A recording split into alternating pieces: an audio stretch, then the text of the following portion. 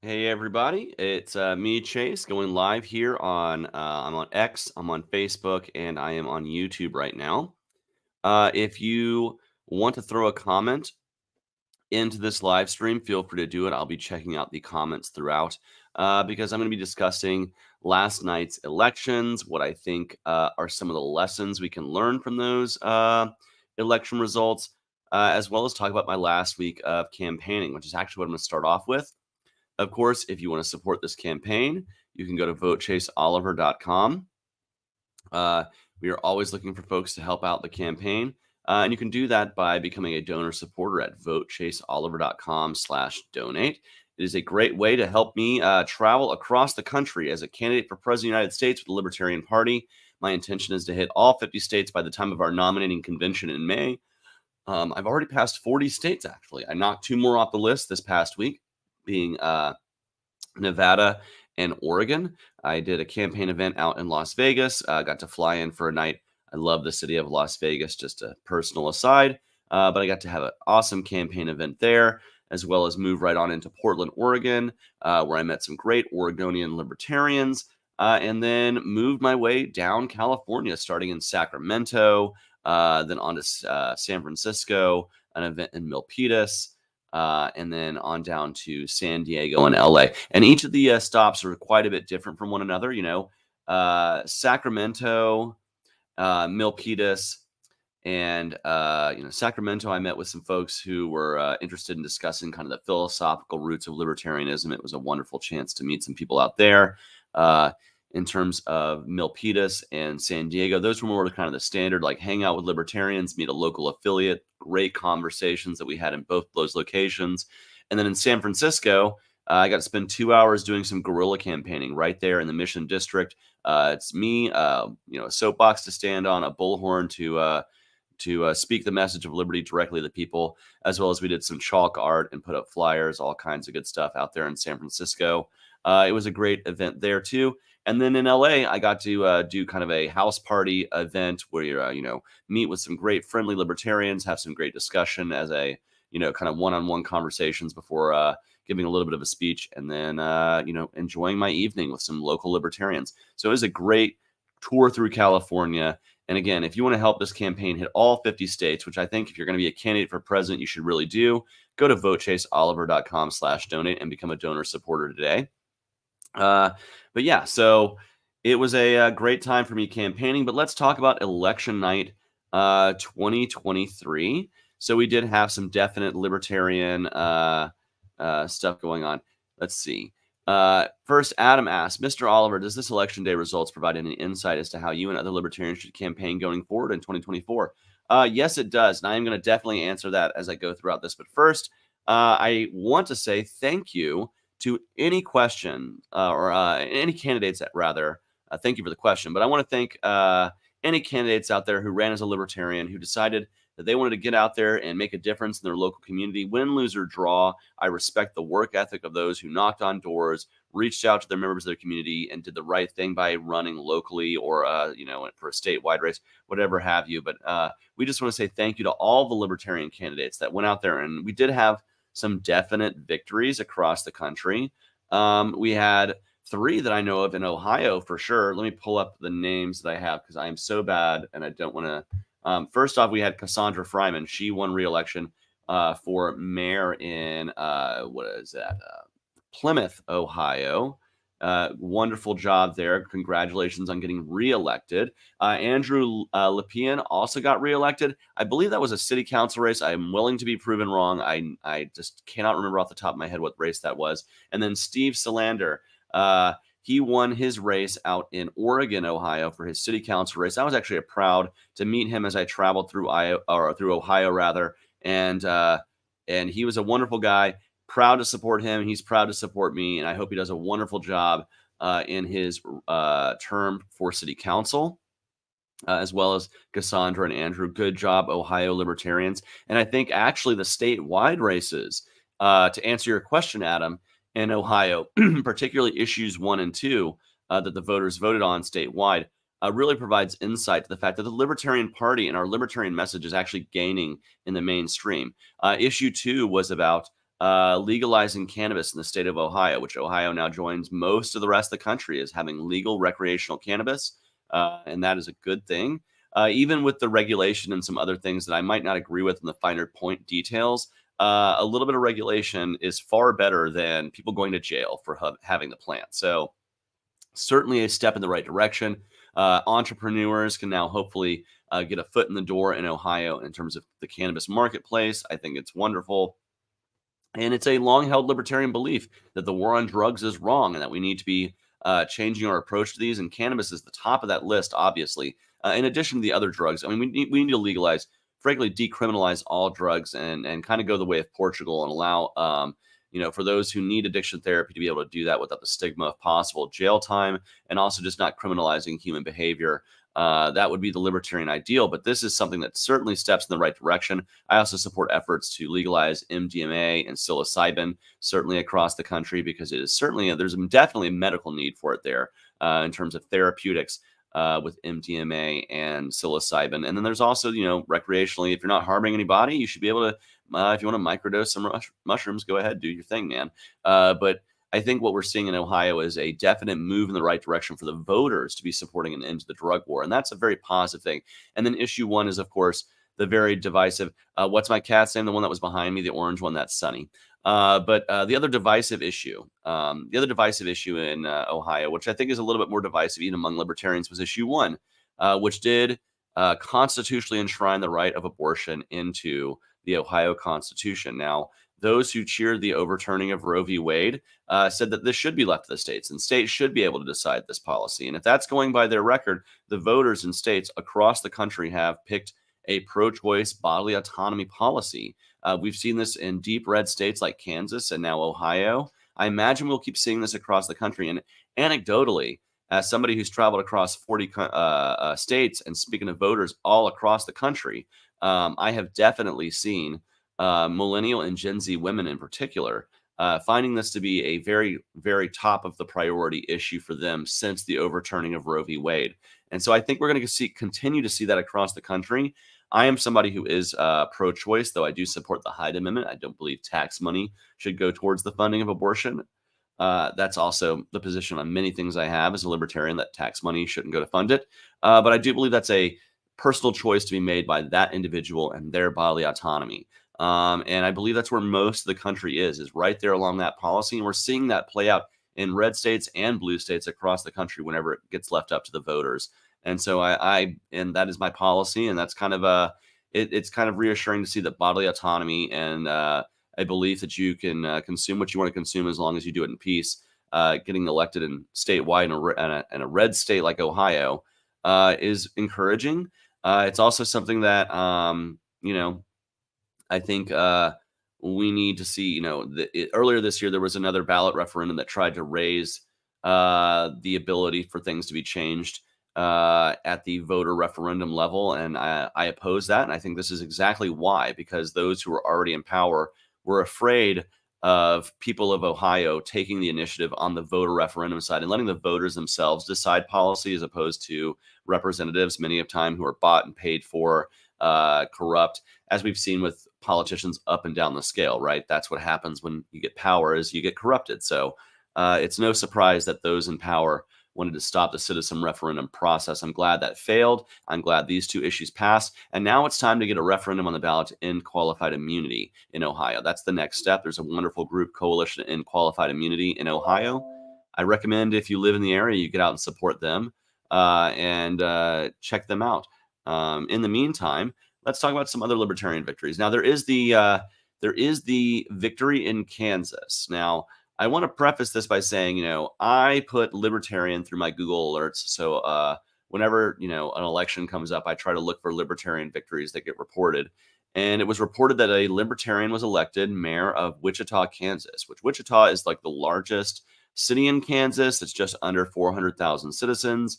It is in the top, I believe, 100, and it might even be in the top 50 metro areas across the country.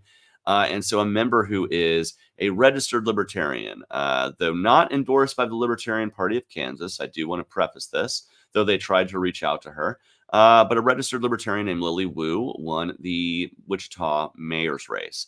Now, Of course, I see this come across and I congratulate, right? I send out a tweet, congratulations. And only then do I kind of learn about that she is very pro police. That's what she kind of ran on, was hiring 100 new police officers, which seems to kind of contradict some of the libertarian ethos around militarization of police and the need for police to be enforcing laws and kind of and if that's really the solution to crime in a way that when there are other solutions available. And so I welcome a conversation with Mayor-elect Wu. I would love to speak to her and understand her philosophy and how that relates to her libertarian party affiliation and maybe her libertarian principles. But here's the thing. Someone with the L next to their name as far as their party registration has won this mayor's race.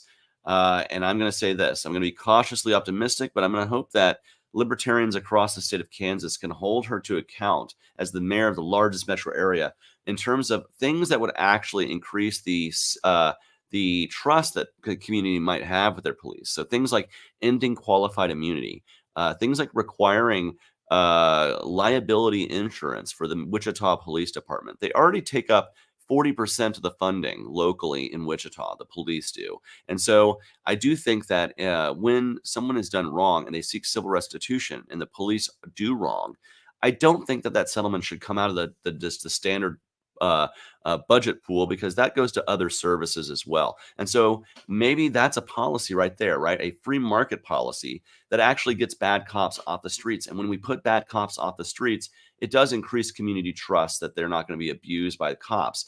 And the reason why that works is, well, if you have a liability policy, if you're done wrong, civil restitution occurs, and that policy has to pay out, well, then you're going to get priced out of the market because your premiums will go up or you'll be uninsurable altogether. And then individual departments should be able to make a standard for what they're going to hire, what liability they're going to accept, and that would help keep bad cops off the streets in a free market method. And this is something that, as a libertarian party registered mayor, I hope Mayor-elect Wu looks at things like this that would actually increase community trust.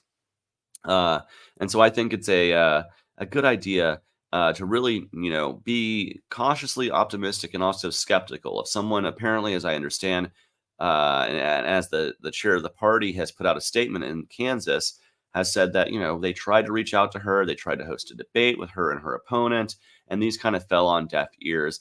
And it seems like there was a chance to reach out to the Libertarian Party of Kansas and actually earn their endorsement, but she did not take them up on this. So I think that's I wish that opportunity or that chance had been taken by Mayor-elect Wu, but she seems to have won the election regardless.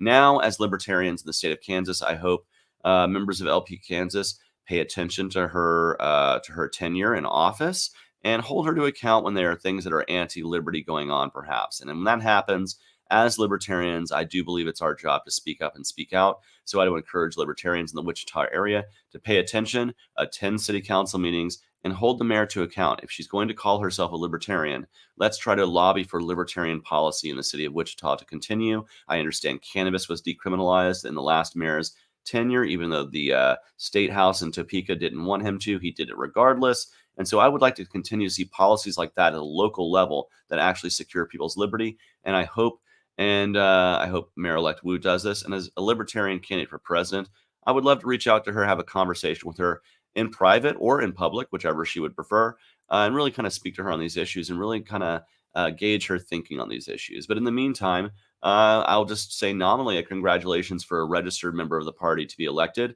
though I would like to see really how that goes from there, and so that's where I am. Let's see. I bet Mike DeSwine is crying about issue 1, says Adam. Well, I believe that, all the Republicans are, because I think ultimately what you're seeing is across the country, body autonomy and abortion rights being defended. And it's actually now become a liability. What was once a fundraising boondoggle for the GOP to say, we're going to fight against abortion rights, in the abstract, now that it's occurred, they're seeing a lot of their voters, their women voters in particular, supporting abortion rights. And it's going to become a losing issue, I think, which is even why you see some pro-life politicians like Nikki Haley trying to soften their stance. And here's the deal. I think, if you're pro-life, you need to stand by your standard and go for it. I just happen to have a disagreement, and I support the body autonomy and the viability standard that Roe and Casey put forward. So that's kind of where I stand on the issue. And if anybody disagrees with me on this, I'm happy to sit with them personally and discuss this issue. Sometimes it's best to have that conversation one-on-one. And I do believe in that kind of honest discourse. So, and I understand the pro-life position. I have many pro-life friends, and I respect it, though I disagree with it. And so there is that. Does anybody? I'm trying to think of some other folks who have won. There were some great folks that I proud to say I supported. I did door knocking for Dustin Nana in Ohio, in his hometown. He did not win the election of the city council, but he still remains on a board there. So he's doing a good job. Do I believe in any limits? I believe in the viability standard limits, that political guide. That's what's been put forward by Roe and Casey. And so the viability standard, with the exception of life of the mother, I believe is kind of where I would fall morally and ethically. And I do believe that's kind of where I think that's where I think that standard should be. I think it should continue there. Let's see. And then, well, I see you clarified that there, Adam, that you meant because he passed the heartbeat bill. And I think honestly, he's not the only governor that did. And I think they're going to see that undone by the voters over the next few years. I do believe that this is kind of a watershed moment that we're kind of seeing in that regards. And, that's just my observance. And then, of course, my anecdotal evidence of speaking to literally thousands of voters across the country. Many of them speak on this issue. Give me a water break here. Let's see. I'm trying to, let me just pop in, see who else I can see, because I did have another one that I wanted to highlight. I know, well, I want to highlight Brittany Kosen. She ran for Warwick Town Council. She was also endorsed by the Forward Party, as well as a lot of other folks within the LP. I want to say thanks for her hard work, though she did not win. Clinton Cowart out of Savannah. He is in my neck of the woods down here in Georgia. He wanted to run just to make his city government more honest and responsive to the voters. And he was a dedicated person, knocked on some doors, did a lot of the work of a candidate. And I want to say thank you for doing that, because it put a libertarian on the ballot for people of Savannah to see and vote for. And hopefully it makes people more comfortable seeing libertarians on the ballot when we have people that run all across the country. It's one of the things that I stress as a candidate for president, that, there's a lot of victories in a presidential campaign. Of course, the biggest victory would be to win the campaign, right? But there's other victories too. There's, the victories of ballot access. There's the victories of major party status. And of course, most importantly, there's the victory of how many local libertarians can get elected in winnable races all across the country. And how can I, as a candidate, support that? That is something that's extremely important to me. It's something that I think about all the time. And I'm glad to see that some candidates that I have supported and that supported me have gotten elected this time. There are some candidates that I supported and endorsed that didn't win this time around. But you know what? They got the experience of running as a candidate. They'll possibly run again and hopefully win in the future. That's the other thing, is sometimes it takes more than one run. And I encourage those who ran this time to take stock of what they did right, take stock of what they maybe need to improve upon, and go forward from there. It's what I've done. This is my, this presidential campaign is my third campaign that I've run. My first race was a 10-week breakneck congressional run in 2020 for Congress. And then I ran for almost a year running for the United States Senate. And that was its own kind of challenges. And I got to learn from that first race, apply it to the second race. And I certainly learned things from my Senate run that I'm now applying to the presidential race, that now has me much more professionalized. We have a better fundraising operation, comms operation, media operation. We are being far more active, obviously, going across 40 states. That's a lot of travel and stuff. And I wish I'd had that ability to do that more in the Senate race, but we're certainly applying those lessons now. And I think if you ran locally as a libertarian across the country, even if you did not win this race, really think about if you want to do this again, and kind of take stock of those lessons. And if you don't want to run again, help find a candidate that will run again and help put those lessons in their hands. That's the way we pass that institutional knowledge, that campaign knowledge on forward. I know after this race, win, lose, or draw as the presidential nominee, I'm going to certainly try to work with future presidential candidates to make sure that they have what they need and that institutional knowledge that we can pass forward, so that we can grow our party in the future for 2028, 2032, and beyond in every 4-year election cycle. And I want to do that every year. as we have these local elections. I want to see folks running again, and I would look forward to supporting them. Jimmy Mahaney says, with issue 2 passing in Ohio, gay married couples, by the way, that cat is Arthur. Jimmy says, with issue 2 passing in Ohio, gay married couples in Ohio can now literally protect their marijuana plants with AR-15s. Absolutely. And that's why I am, I'm happy for my friends in Ohio to be able to do that. And I think some of these citizen ballot initiatives are really showing that that's a great way to get things done, particularly at the local or state level, to sidestep the duopoly altogether and get it done via voter initiative and working across coalitions to get it done. Kudos to Ohio. And I think you're going to see, spoiler alert, you're going to see the similar thing happening here in my home city of Atlanta with the Stop Cop City vote. You're going to see citizens taking the power in their hands via voter initiative to sidestep a government who is kind of corrupted. So it's something I've been liking to see this election season. It actually energizes me. It makes me think that we're going to have a more successful 2024. And I'm going to work very hard to make that happen for the Libertarian Party as our nominee. Again, this is the plug portion of this live stream because I am going to be saying goodbye in just a little bit. But if you want to support this campaign for president, me running across the country and trying to get out and speak to as many people as possible, not just within the Libertarian Party, but breaking out of our echo chamber, speaking that message in a positive way that resonates with new voters, bringing new voters into the tent, and renewing the Libertarian Party energy and enthusiasm for the next generation, I need you to get out there and go to votechaseoliver.com/donate. Or you can also, let me just put this up here. Give me 1 second.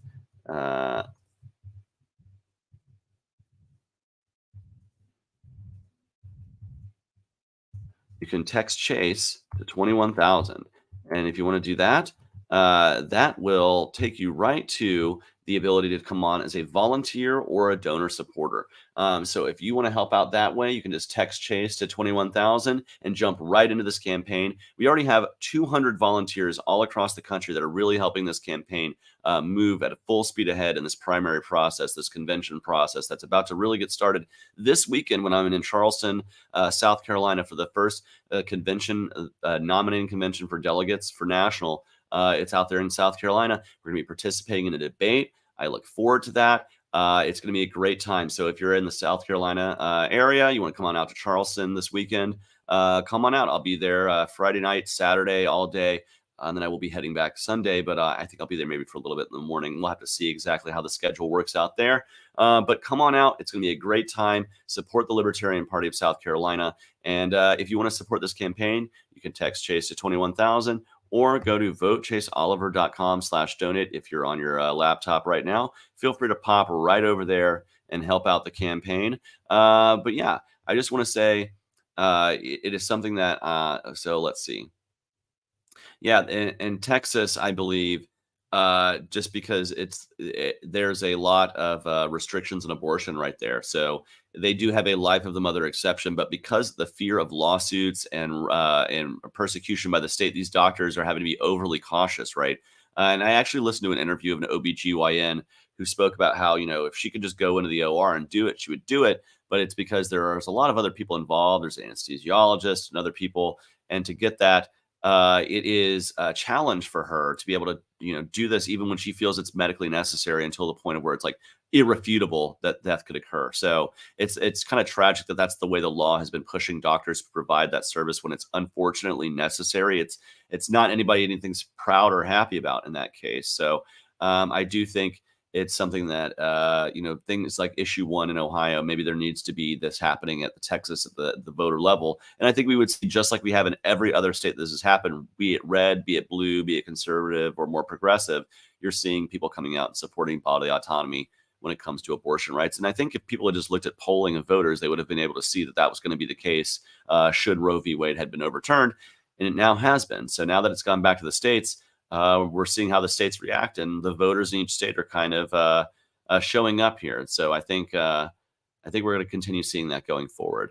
I donate $20 a month just because I like the way you talk about libertarian issues while traveling.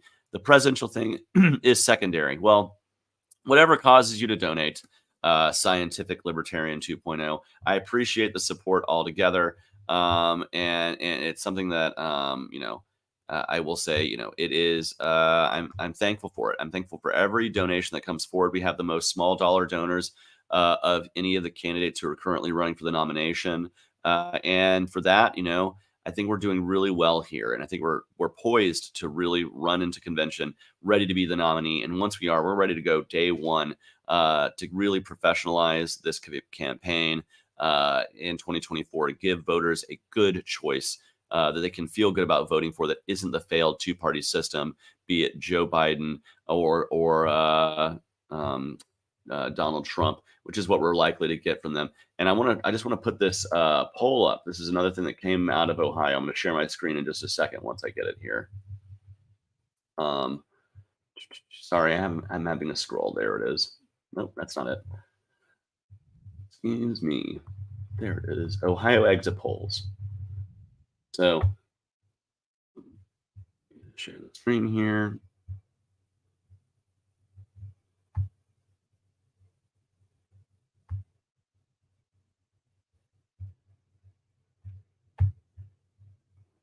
So you can see right here, it says MSNBC Ohio exit polls. Should Trump be running for president in 2024? Yes, 34%. No, 64%. Should Biden be running for president in 2024? Yes, 26%. No, 72%.